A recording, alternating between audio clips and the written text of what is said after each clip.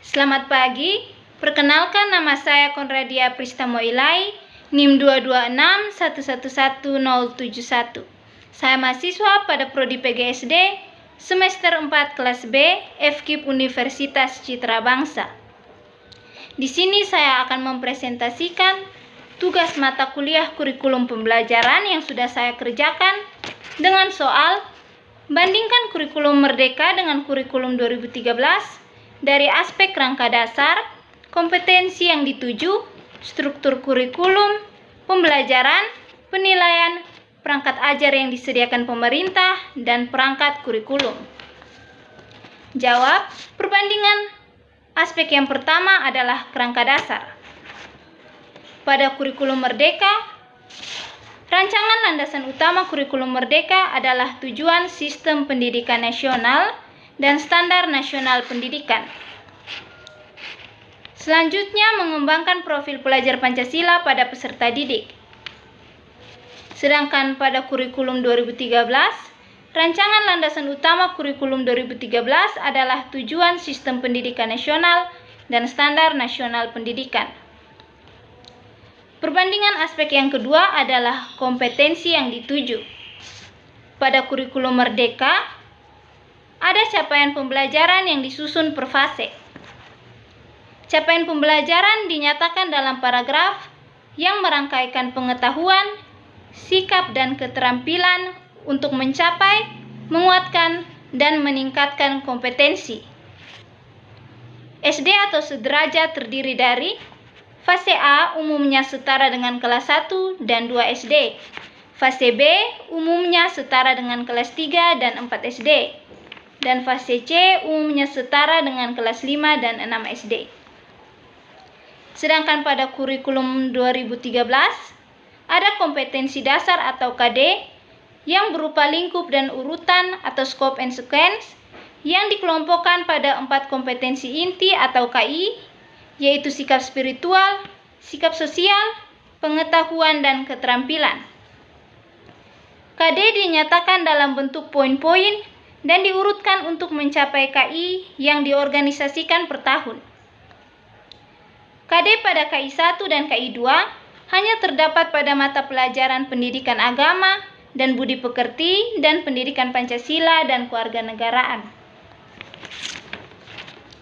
Perbandingan aspek yang ketiga adalah struktur kurikulum. Pada kurikulum Merdeka, struktur kurikulum dibagi menjadi 2 kegiatan pembelajaran utama, yaitu A. Pembelajaran reguler atau rutin yang merupakan kegiatan intrakurikuler, dan B. Proyek penguatan profil pelajar Pancasila. Jam pelajaran atau JP diatur per tahun. Satuan pendidikan dapat mengatur alokasi waktu pembelajaran secara fleksibel untuk mencapai JP yang ditetapkan. Satuan pendidikan dapat menggunakan pendekatan pengorganisasian pembelajaran berbasis mata pelajaran, tematik, atau terintegrasi.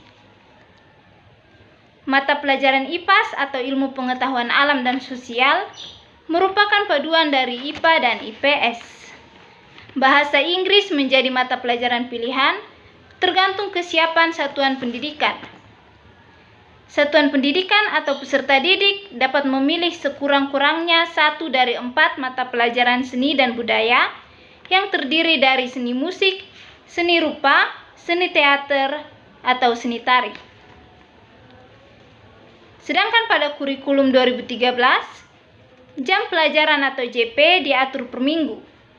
Satuan mengatur alokasi waktu pembelajaran secara rutin setiap minggu dalam setiap semester, sehingga pada setiap semester peserta didik akan mendapatkan nilai hasil belajar setiap mata pelajaran.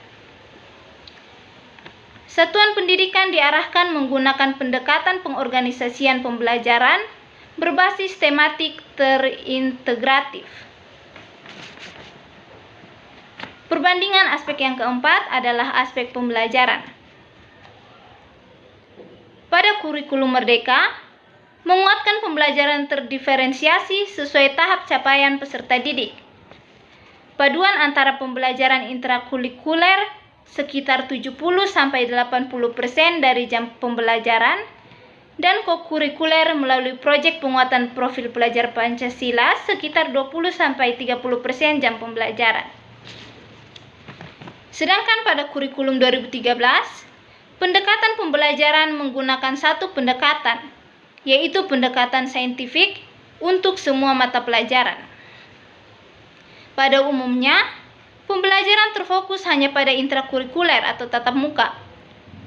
Untuk kokurikuler, dialokasikan beban belajar maksimum adalah 50% di luar jam tatap muka, tetapi tidak diwajibkan dalam bentuk kegiatan yang direncanakan secara khusus, sehingga pada umumnya diserahkan kepada kreativitas guru pengampu. Perbandingan aspek yang kelima adalah aspek penilaian. Pada kurikulum Merdeka, penguatan pada asesmen formatif dan penggunaan hasil asesmen untuk merancang pembelajaran sesuai tahap capaian peserta didik. Menguatkan pelaksanaan penilaian autentik, terutama dalam proyek penguatan profil pelajar Pancasila. Tidak ada pemisahan antara penilaian sikap, pengetahuan, dan keterampilan. Sedangkan pada kurikulum 2013, penilaian formatif dan sumatif oleh pendidik berfungsi untuk memantau kemajuan belajar, memantau hasil belajar, dan mendeteksi kebutuhan perbaikan hasil belajar peserta didik secara berkesinambungan.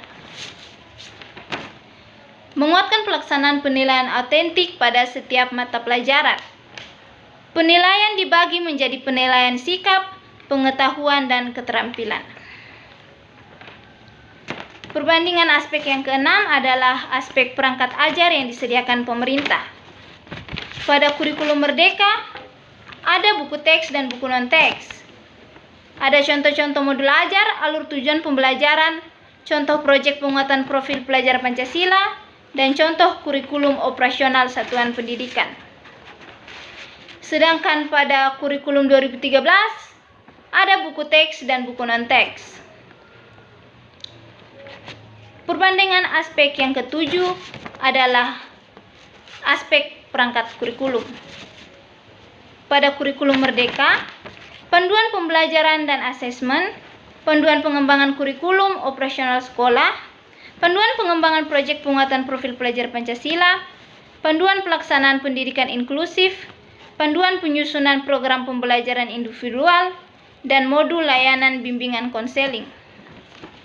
Sedangkan pada kurikulum 2013, ada pedoman implementasi kurikulum, panduan penilaian, dan panduan pembelajaran setiap jenjang. Sekian presentasi dari saya, terima kasih atas perhatian.